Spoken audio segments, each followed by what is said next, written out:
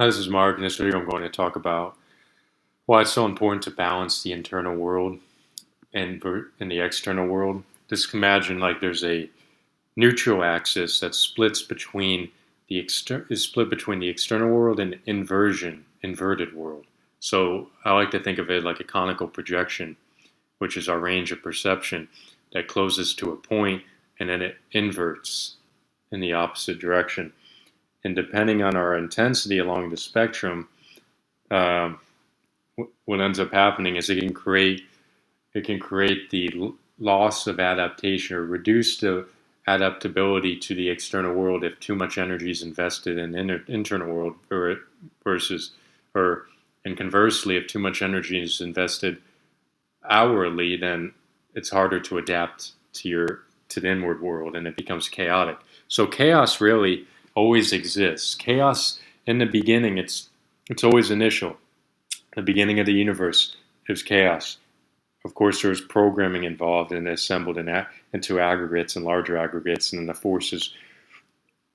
forces were compiled together in such a way to organize the universe, and how how it's manifested today is attributed to the force the equilibrium as the universe is tending towards equilibrium essentially. And there's always this neutral axis. There's a split. There's always a split. You have the yin, the yang, the dipoles essentially. So, and you can always represent it along a spectrum.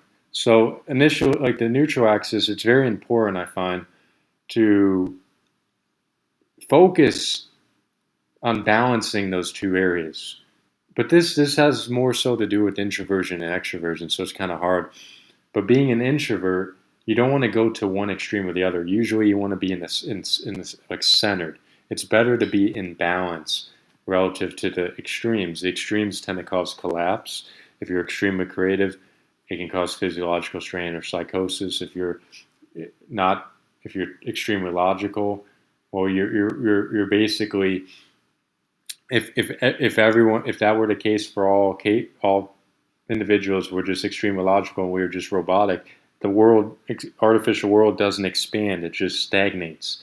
So we need the creativity, the intuition, and the projections that go beyond the realm of reality or the realm of reality that we know, the encapsulated space of all the ideas, information, and the collection of theories that we exhibit. Um, we need to go beyond that to expand the radius. It's like a radial projection from the center point, which is the midpoint, um, and the radius represents the distance traveled of society, which is representation of time, the timeline. It's proportional to that.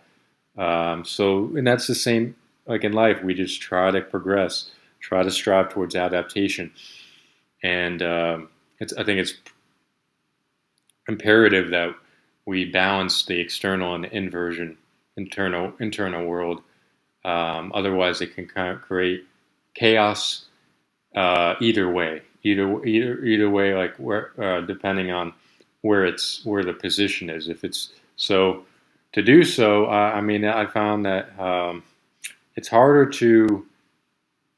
There needs to be a focus on um, the external world to progress. I mean, you being oblivious or absent-minded is a problem. One of the problem areas of being lost in thought or daydreaming all the time and living in an eternal world or trying to escape reality is not positive when it's recurrent and it's always takes up a large portion of the time range. Um, because we have dreams as well, and that's our kind of like a it's dreams are based on the experiences that have been um, or are based on the experiences that we have accumulated over the years, and basically um, all the combinations of all these memories gets assembled in like a very divergent manner, create a manifestation of uh, of an artificial or reality that we um, do not experience in consciousness. It's an unconscious universe.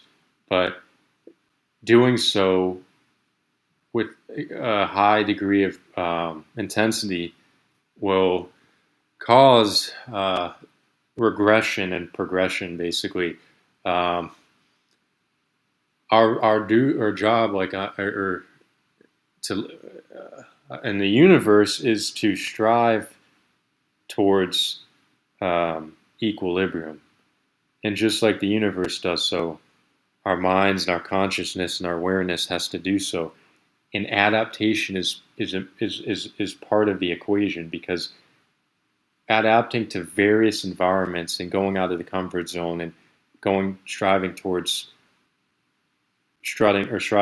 chaos, at least on the fringes of chaos, and continuously doing so allows for a continuous progression, and it builds resistance. So there's a new level, and we keep leveraging this level, and then like a new equilibrium is formulated, and essentially we're striving towards this global uh, we're striving towards like a globalized, like we're trying to get to the frequency or an upper frequency, so that the universe becomes more open and exploratory, essentially.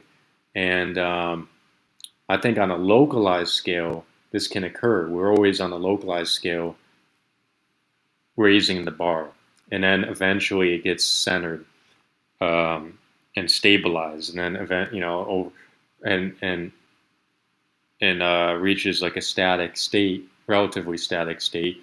But it's always progressing, always evolving.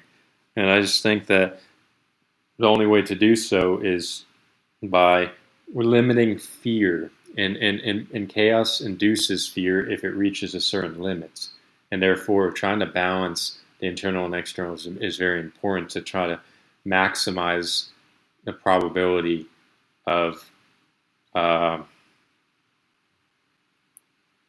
of, of actually progressing, moving forward, because regression occurs due to fear.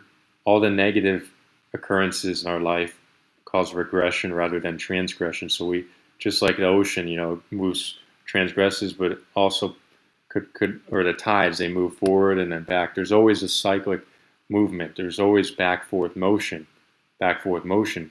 But the key is it needs to go further continuous distance in any different field. You don't want to go back to the point that was previously encountered, or you don't want the vector. Think of it like a vector. You have an event that occurs, and let's suppose that event recurs over and over and over. Well, you don't want to the magnitude. You don't want it to be equivalent. You don't. Eventually, the adaptation process takes hold, and fear converges to zero. So that's key, and that's why, like, chaos is a relative term. It's relative to the basically how much energy needs to be invested to assimilate the or compartmentalize the information or bits of information. So yeah, that's just my take on balance. I think it's always important to strive towards balance, even though we can't get absolute centered balance, but it's very important to try to strive to get away from the extremes, the extremities, and try to find a center. And yeah, that's all I have. And I hope you enjoyed. I'll see you next time.